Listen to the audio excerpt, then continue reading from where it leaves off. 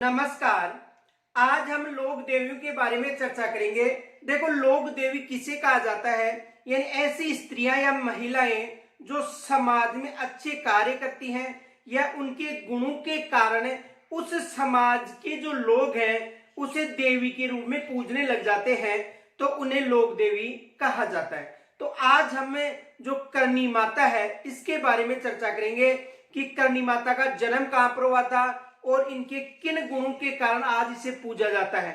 देखो, ये कहा जाता है, एक प्राचीन किंवदंती है कि करणी माता जब 5 वर्ष की थी तब उस समय उसकी जो बुआजी थी उसकी जो अंगुली थी वो टेढ़ी हो गई थी।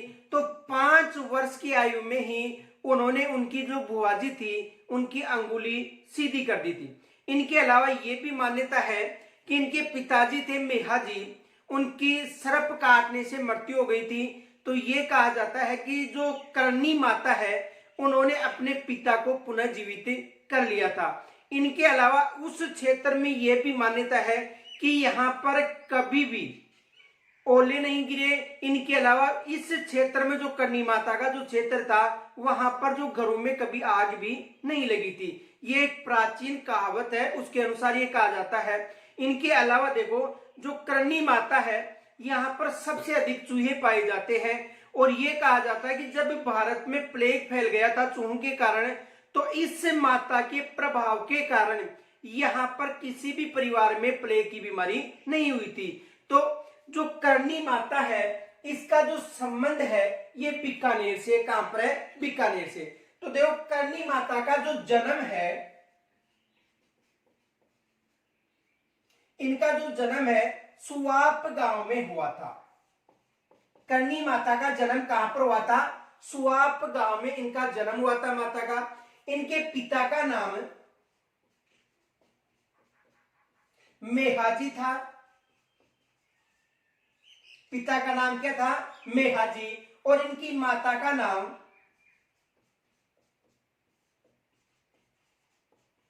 देवलबाई था। देखो, इनका जन्म कहां पर हुआ था? करणी माता का जो जन्म था वो सुवाप गांव में हुआ था।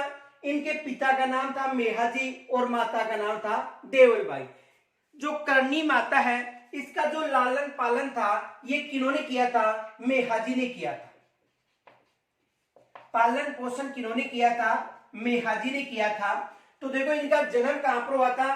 सुवाप गांव में। इनके पिता का नाम था मेहाजी और माता का नाम क्या था? देवलबाई। इनके अलावा देखो, ये राठौड़ों की कुलदेवी थी। एग्जाम में यहां से प्रश्न बनता है कि जो करणी माता है किस वंश की कुलदेवी थी? तो ये राठौड़ों की कुलदेवी थी, ये याद रखना।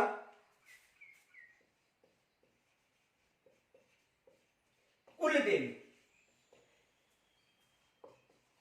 राठौड़ वंश की कुलदेवी थी। किस वंश की? राठौड़। और कौन से राठौड़? बीकानेर की राठौड़।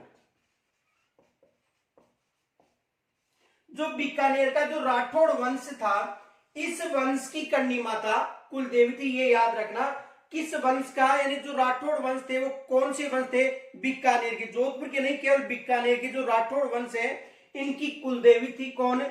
करणी माता। और इनका जो प्रमुख मंदिर है वो है देशनोक बीकानेर। मुख्य मंदिर है,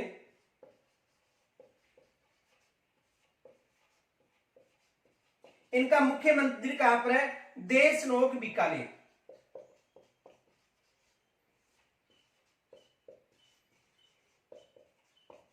करणी माता का जो मुख्य मंदिर है वो कहां पर है? देशनोक बीकानेर। और ये भी याद रखना, देशनोक की स्थापना किन्होंने की थी? करणी माता ने की थी। कब की थी?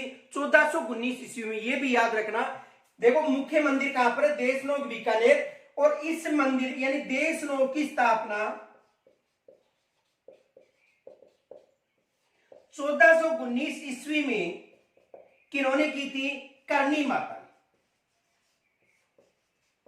यानी देशनोक की स्थापना किन्होंने की थी? करणी माता ने की थी। कब की थी? 1419 ईस्वी में। यह भी प्रश्न बन सकता है। तो देखो, मुख्य मंदिर कहां पर है? देशनोक बीकानेर। और इस जो मंदिर है, सॉरी, ये जो देशनोक है इसकी स्थापना 1419 में किन्होंने की थी? करणी माता ने इसकी स्थापना की थी। और यहां पर वर्ष में 2 बार मेले आयोजित होते हैं। एग्जाम में प्रश्न पूछा जा चुका है कि किस देवी का वर्ष में 2 बार मेला आयोजित होता है। तो याद रखना, जीण माता का भी वर्ष में 2 बार मेला आयोजित होता है और करणी माता का भी वर्ष में 2 बार मेले आयोजित होते हैं। कब होते हैं? देखो मेला इस माता का एक चैत्र माह में व आश्विन माह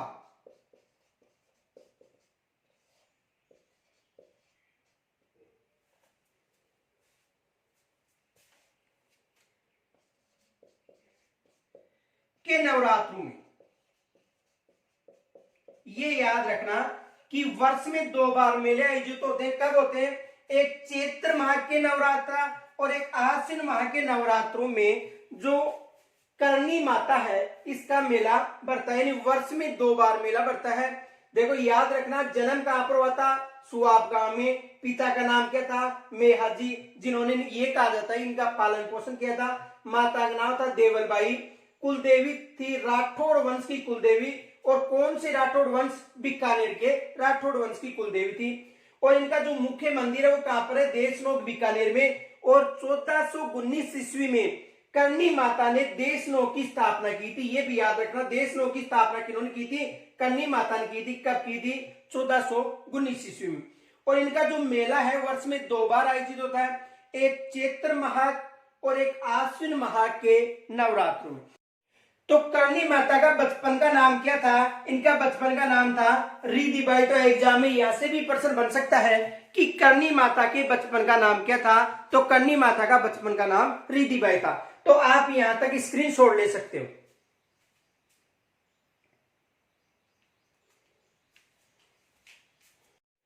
तो देखो करणी माता को किन किन के अवतारों के रूप में पूजा जाता है। एक तो इसे जगत का अवतार,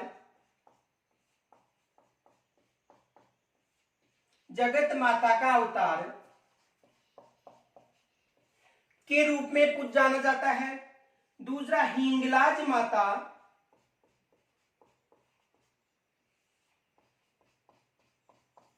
का अवतार।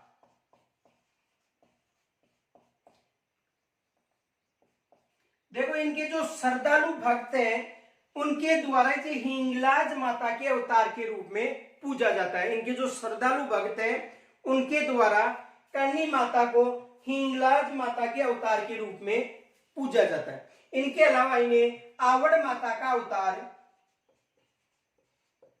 आवड़ माता का अवतार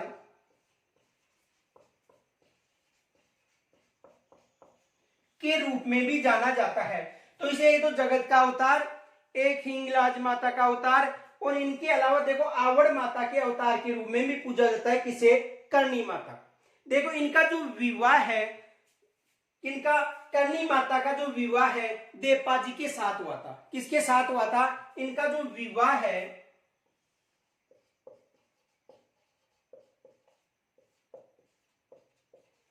देवपाजी के साथ हुआ था। किसके साथ हुआ था? देवपाजी के साथ हुआ था। किनका विवाह? करणी माता। लेकिन इनका जो विवाह देवपाजी के साथ हुआ था, लेकिन इन्होंने ये कहा था कि जो विवाह जीवन है एक विलासित पूर्ण जीवन होता है, इसलिए इन्होंने इनके साथ जो अपनी बहन थी गुलाब उसका विवाह किया था। किसके साथ? देवपाजी के साथ। तो याद रखना इनका विवाह किसके साथ हुआ था? देवपाजी के साथ हुआ था। लेकिन इन्होंने विवाह को एक विलासपूर्ण जीवन माना था और इस कारण उन्होंने इनका विवाह, देवपाजी का जो विवाह था वो अपनी बहन, इनकी छोटी बहन थी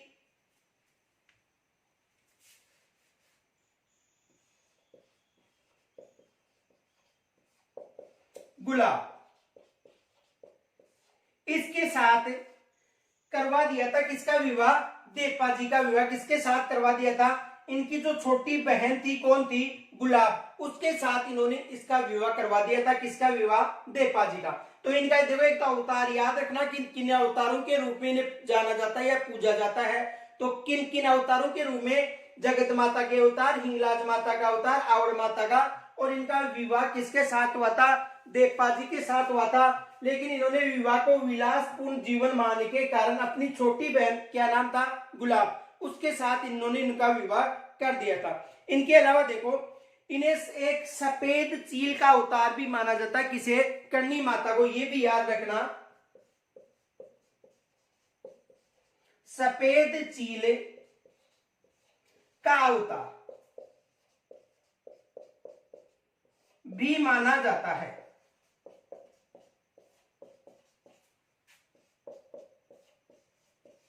किसका अवतार? सफेद चील का अवतार भी माना जाता है। किसे माना जाता है? करणी माता को। तो सब इनके अलावा देखो, जो करणी माता है, इस माता के आशीर्वाद से जो बीकानेर दुर्ग था उसकी नींव रखी गई थी। किस माता के आशीर्वाद से? करणी माता के आशीर्वाद से जो बीकानेर दुर्ग है उसकी नींव रखी गई थी। लेकिन एक विशेष याद रखना, जो जोधपुर दुर्ग है उस दुर्ग की स्वयं ने नींव रखी थी। किन्होंने? करणी माता ने। तो यदि एग्जाम में ये पूछा जाता है कि करणी माता के आशीर्वाद से किस दुर्ग की नींव रखी गई थी, तो बीकानेर दुर्ग की। लेकिन ये आ जाता है प्रश्न कि करणी माता ने किस दुर्ग की नींव रखी थी, तो स्वयं ने किस दुर्ग की नींव रखी थी? जोधपुर दुर्ग की नींव रखी थी। किन्होंने? करणी माता ने। ये भी याद रखना। तो देखो,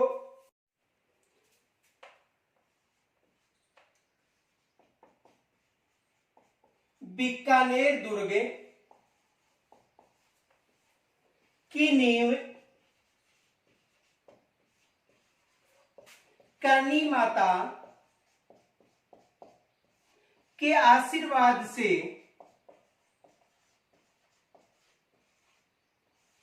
यानी जो बीकानेर दुर्ग है इसकी जो नींव है करणी माता के आशीर्वाद से रखी गई थी।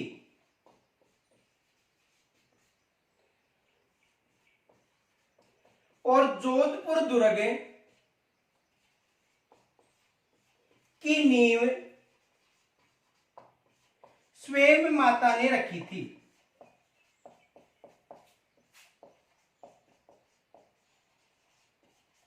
यानी करणी माता के आशीर्वाद से किस दुर्ग की नींव रखी गई थी? याद रखना, जो बीकानेर दुर्ग है इसकी जो नींव है करणी माता के आशीर्वाद से रखी गई थी। लेकिन यदि एग्जाम में प्रश्न पूछा जाता है कि करणी माता ने किस दुर्ग की नींव रखी थी, तो करणी माता ने किस दुर्ग की नींव रखी थी? जोधपुर दुर्ग की नींव किन्होंने रखी थी? करणी माता ने। इनके अलावा देखो, करणी माता के पास में ही इनकी जो इष्ट देवी है तेमड़ा राय देवी, उसका मंदिर निर्मित है।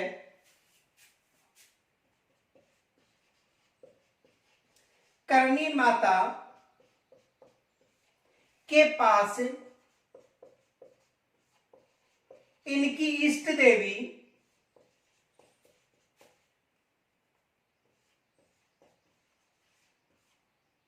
यानी करणी माता के पास इनकी इष्ट देवी तेमड़ा राय देवी का मंदिर है। तो करणी माता की इष्ट देवी कौन थी? ये याद रखना, करणी माता की जो इष्ट देवी है ये है तेमड़ा राय देवी। और तेमड़ा राय देवी का मंदिर भी किसके पास में है? करणी माता के मंदिर के पास में इनका मंदिर निर्मित है। किसका? तेमड़ा राय का। तो देखो, एग्जाम में यहां से भी प्रश्न बनता है कि करणी माता ने किस दुर्ग की नींव रखी थी, तो जोधपुर दुर्ग की। और करणी माता के आशीर्वाद से किस दुर्ग की नींव रखी गई थी, तो याद रखना, जो बीकानेर दुर्ग है इसकी नींव रखी गई थी। इनके अलावा इस माता को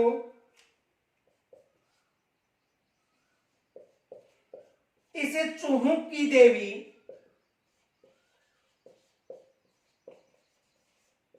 के नाम से भी जाना जाता है।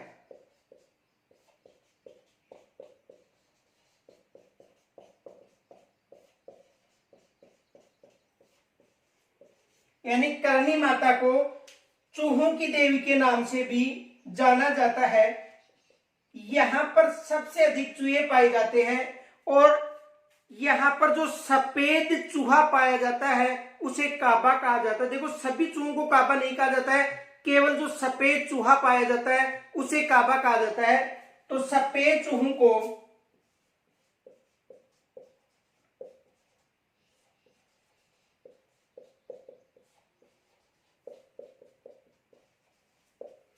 काबा कहा जाता है।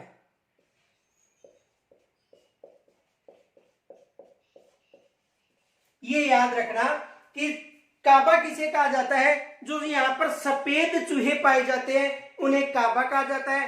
तो यहां से भी एग्जाम में प्रश्न आता है कि जो करनी माता के जो चूहे पाए जाते हैं जिन्हें कहा जाता है, क्या कहा जाता है, काबा। जो सफेद चूहे पाए जाते हैं उनको काबा कहा जाता है। और ये माना जाता है कि जो सफेद चूहे जिनको दर्शन हो जाते हैं उन्हें शुभ संकेत माना जाता है, कि इनको सफेद चूहों का जो दिखाई देना शुभ संकेत माना जाता है। और सफेद चूहों को काबा कहा जाता है। इनकी जो इष्ट देवी है वो कौन है, तेमड़ा राय देवी है, जिनका मंदिर इनके पास में ही है।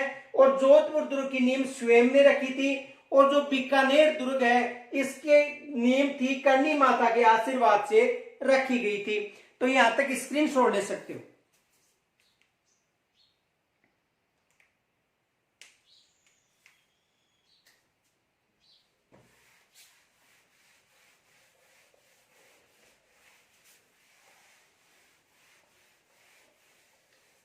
जो करनी माता है, इस माता का जो मंदिर है राजपूत शैली से निर्मित है। और इस माता का जो मंदिर राजपूत शैली से जो निर्माण था माता का मंदिर का, वो महाराजा गंगा सिंह ने करवाया था। तो देखो, राजपूत शैली से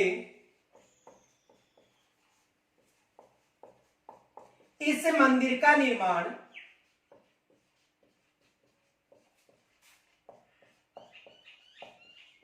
राजपूत शैली से निर्मित इस मंदिर का निर्माण महाराजा गंगा सिंह ने करवाया था। किन्होंने करवाया था, महाराजा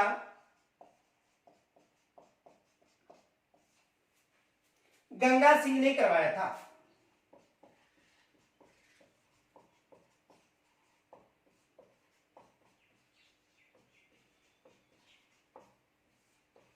किन्होंने करवाया था, यानी एग्जाम में प्रश्न बन सकता है कि करनी माता का मंदिर किस शैली से निर्मित है, तो राजपूत शैली से निर्मित है। यह प्रश्न बन सकता है कि करनी माता का जो मंदिर राजपूत शैली से निर्मित है, इस मंदिर का निर्माण किन्होंने करवाया था, तो इस मंदिर का निर्माण किन्होंने करवाया था, महाराजा गंगा सिंह ने।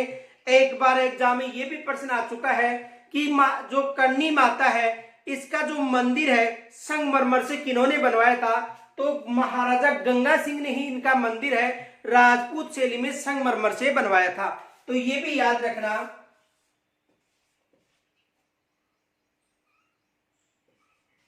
महाराजा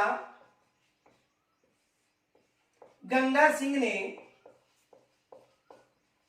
ये कहां के शासक थे, बीकानेर के। महाराजा गंगा सिंह ने इनका मंदिर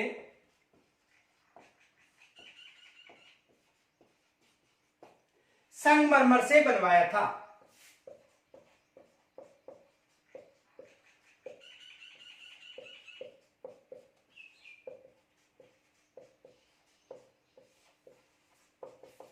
किससे बनवाया था, संगमरमर से बनवाया था। किन्होंने बनवाया था, महाराजा गंगा सिंह ने। तो एग्जाम में प्रश्न बन सकता है। और इस माता की पूजा अर्चना की जो सामग्री है सोने चांदी की, वो भी भेंट किन्होंने की थी, महाराजा गंगा सिंह ने। पूजा सामग्री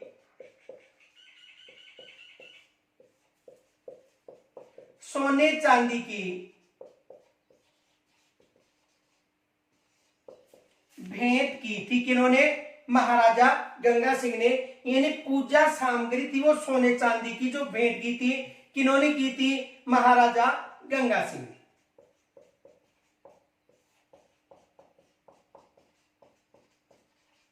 किसके द्वारा की गई थी, महाराजा गंगा सिंह के द्वारा माता की जो पूजा अर्चना, जो पूजा संबंधी जो सामग्री थी सोने चांदी की, वो भेंट किन्होंने की थी, महाराजा गंगा सिंह ने। तो देखो, राजपूत शैली से निर्मित है ये मंदिर, याद रखना। और इस मंदिर को राजपूत शैली से निर्माण किन्होंने करवाया था, महाराजा गंगा सिंह ने करवाया था। इनके अलावा देखो, यहाँ पर महाराजा गंगा सिंह के द्वारा ही संगमरमर से मंदिर बनवाया गया था। और पूजा अर्चना की जो सामग्री है ये भी किन्होंने भेंट की थी, महाराजा गंगा सिंह ने। इनके अलावा देखो, इनका जो गर्भगृह है उसका जो मुख्य द्वार है ये सोने का किन्होंने बनवाया था, अलवर का जो शासक था बख्तावर सिंह, इन्होंने बनवाया था। गर्भगृह का दरवाजा यानी मुख्य द्वार सोने से किन्होंने बनवाया था? देखो, सोने से बनवाया था, अलवर का शासक था बख्तावर सिंह। कहां का शासक था? अलवर का।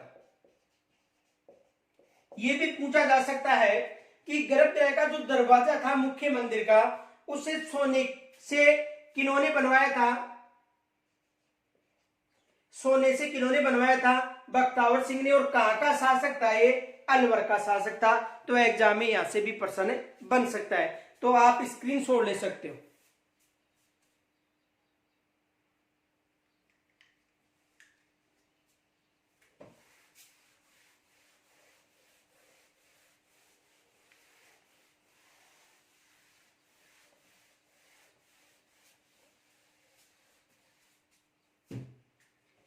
इनके अलावा देखो,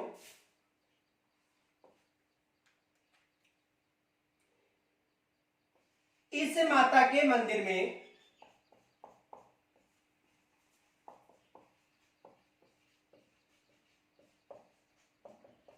दुनिया का सबसे बड़ा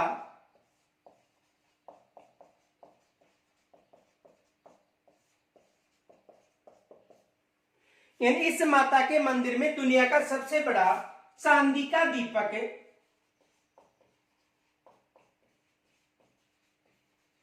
निर्मित है। ये याद रखना कि दुनिया का सबसे बड़ा जो चांदी का दीपक है वो किस माता के मंदिर में है? करणी माता के मंदिर में है। और ये कहा जाता है कि इस दीपक में 450 से 500 केजी तक घी डाला जाता है।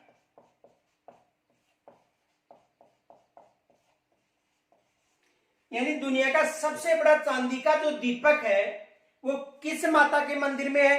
करणी माता के मंदिर में है। और इस दीपक में लगभग 450 से 500 केजी घी डाला जाता है। और ये दीपक लगभग 1.5 माह तक जलता रह सकता है। और इस दीपक को भेंट किन्होंने किया था? इनका जो भक्त था, करणी माता का भक्त मोनी बाबा। ये याद रखना, भक्त मोनी बाबा ने ये दीपक भेंट किया था। किन्होंने किया था? भक्त मोनी बाबा ने ये जो दीपक था ये भेंट किया था। और ये दीपक दुनिया का सबसे बड़ा दीपक है जिसमें लगभग 450 से लेकर 500 केजी तक घी डाला जा सकता है। और इस माता का जो वाहन है, ये एग्जाम में प्रश्न आ चुका है। देखो,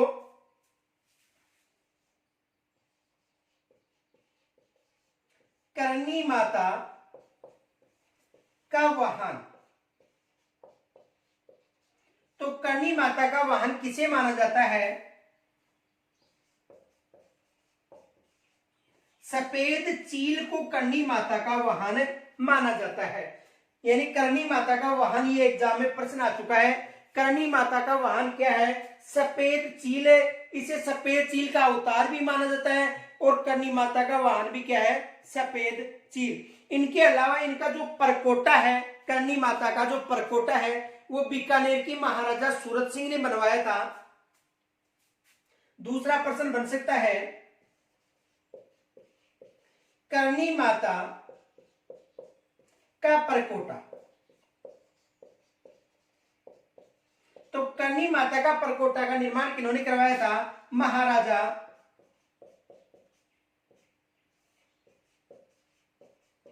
सूरत सिंह ने। यानी देखो, ये भी एग्जाम में प्रश्न आ चुका है, करणी माता का वाहन है सफेद चील। और ये भी एग्जाम में प्रश्न आ चुका है, करणी माता का परकोटा का निर्माण किन्होंने करवाया था? तो इस परकोटे का निर्माण था महाराजा सूरत सिंह ने करवाया था। और दूसरा ये भी प्रश्न आ चुका है, करणी माता का जो सिंह द्वार है ये किन्होंने बनवाया था? तो जो चांदमल ढड्डा था उन्होंने करणी माता का सिंह द्वार बनवाया था।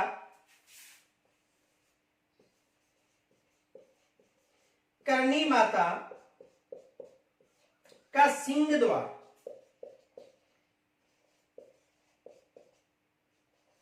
किन्होंने बनवाया था? चांदमल ढड्डा ने।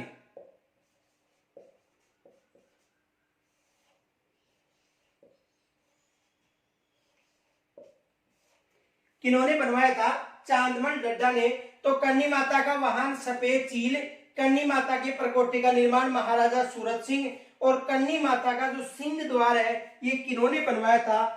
चांदमल ढड्डा ने। ये कहाँ का शासक था? बीकानेर का। और महाराजा सूरत सिंह भी कहाँ का शासक है? बीकानेर का। तो ये विशेष याद रखना, तीनों जो प्रश्न है एग्जाम में आ चुके हैं कि करनी माता का वाहन, करनी माता का प्रकोष्ठ का निर्माण और करनी माता के सिंह द्वार का निर्माण किन्होंने करवाया था।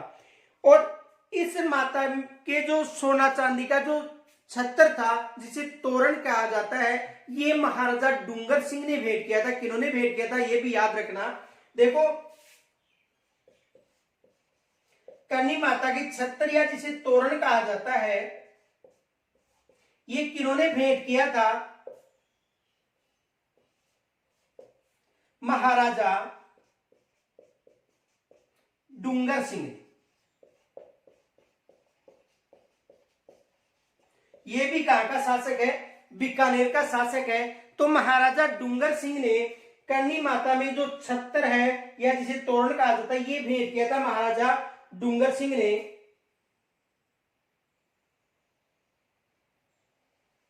किन्होंने भेंट किया था? महाराजा डूंगर सिंह ने। करनी माता का सिंह द्वार किन्होंने बनवाया था? चांदमल ढड्डा ने बनवाया था। करनी माता के मंदिर का प्रकोष्ठ का निर्माण महाराजा सूरत सिंह ने करवाया था। और करनी माता का वाहन कौन सा है? सफेद चील। इनके साथ ही ये भी याद रखना कि इस माता के मंदिर में दुनिया का सबसे बड़ा चांदी का दीपक है जो इनके भक्त मौनी बाबा ने भेंट किया था। तो देखो यहां से समझ, ये जो प्रश्न है एग्जाम में आ चुके हैं। आज हमने जो करनी माता है इसके बारे में चर्चा की। यहां तक यदि आपको कोई समस्या हो तो मुझे कमेंट्स के द्वारा जरूर बताना। कल हम फिर नए जो लोक देवी है उसके साथ पुनः मिलेंगे। तब तक के लिए नमस्कार।